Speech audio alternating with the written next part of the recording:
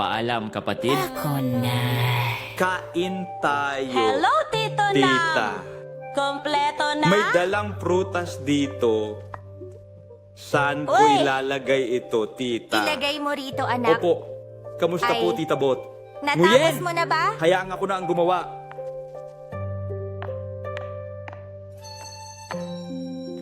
May damit sa Oh, kumpleto Tapos na na, yan, ate. ha? Sunugin na natin para kay tatay at Umalis nanay. na? Oh?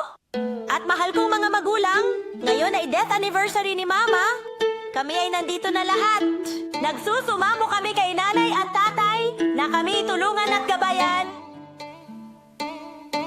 Tien ba? Tien ba? Tulungan mo si ate na makapag-asawa agad at maging masaya.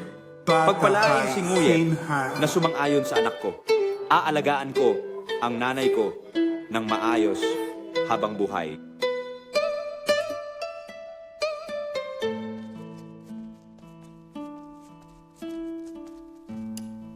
Sige, kumain ka ng marami ha. Mahilig ka sa mga pagkaing lokal, di ba? Oh, alam kong gusto mo. Kaya ako mismo ang nagluto. Salamat. May natirang ulam para sa inyong dalawang pamilya. Ubusin ko lahat. Anong tinitingnan mo? Parang katulad ng batang nagmamahal. susunod na mga video. Walang pinipiling edad ang pag-ibig, anak. Hindi lang naman mga kabataan ang pwedeng magpakita ng pag-ibig. Di ba? Okay, thank you for my stomach. Dapat niyong pag-usapan agad yan. Ngayon matanda na sila at nagkakaintindihan na. Hindi na tulad ng kabataan. Napabigla-bigla ang desisyon. Wala nang masyadong oras na natitira. Ikaw, alagaan mo ang sarili mo. Huwag mong hayaang maghintay si Kuya Nam. Nangako ka sa kanya, kaya dapat mo itong tuparin. Maalikabok.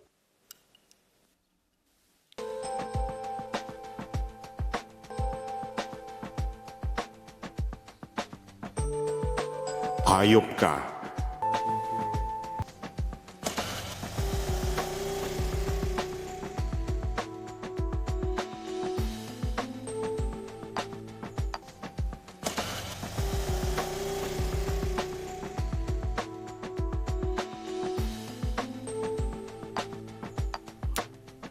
Tuan.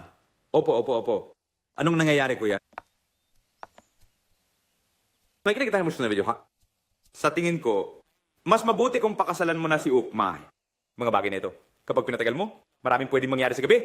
Hindi Kuya! pa ako pinapayagan ni Utmay. Bakit mo ako palaging pinapahiya? Hindi ako makapasok sa bahay ng pista. Naku, sobrang gusto ko pero nahihiya ako. Sundin mo si Bin!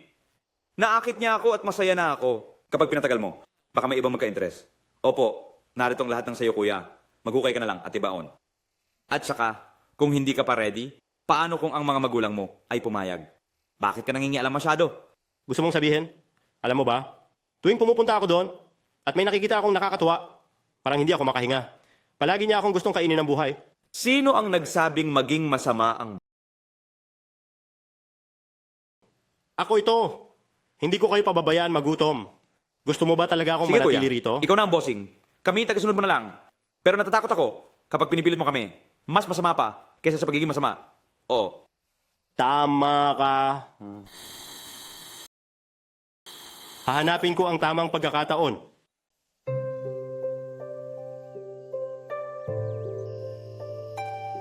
Kumusta, Uncle? Hindi pa rin ba sumasagot at tinatanggap ni Tita ang alok mo? Hindi pa, pero hindi rin pinipilit ni Tito si Kuya. Nangako si Kuya na sasagutin pagkatapos ng handaan. Hindi naman kailangan agad-agad eh. Sino naman nagsabi sa kanya na gawin yan? Sagutin sa araw na 1? Araw na 2? Sa tingin ko, bukas sasagutin na ni Tita si Tito. Meron pero parang wala rin. Hindi ko rin alam. Gusto ni Tito na pakasalan si Tita Nguyet. Pero ngayon, malapit na ang araw na sasagot si Bang Nguyet. Kung hindi sumang-ayon si Mrs. Nguyet, okay lang ba? Oo, turuan mo siya. Gaya ng dati, inaalagaan at pinagmamalasakitan pa rin niya ako. Kailangan bang mag-asawa bago mag-alaga? Hindi ko gusto ang bagay. Babaibigan mo, no. At ikaw naman, dapat mo na sigurong alagaan si Nga. Kung hindi mo aalagaan si Nga, hindi kita patatawarin. Itinuturing ko siyang parang kapatid.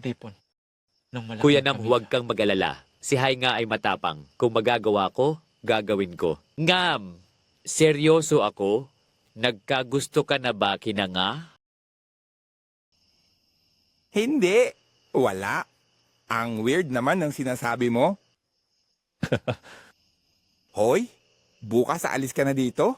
Kailan ka babalik dito? Hindi ko pa sigurado. Pero uwi-uwi ako madalas. Kailan nyo ba balak pakainin ako sa kasal? Kaninang umaga, pinag-uusapan yan ni Tatay Nguyet. Plano ko na sanang sabihin, pero ngayon na lang ako magtatanong. Sige na, kung pwede, ituloy na natin. Hindi na tayo bata. Basta gawin ang bawat hakbang at maghintay o pumili. O nakadepende yan kay nga. Hindi ko siya mapipilit. Bukod pa ron, gusto niya na si Ann at si Banguyet ay magsama muna bago kami pag-usapan. Laging nagkakaisa ang magkapatid na ito. Alam ko na inaantay ni Banguyet na magkaroon ng lugar si Hainga bago siya magpatuloy. Tama na, kawawa naman itong magkapatid. Palaging nag-aalala at nagbibigayan sa isa't isa.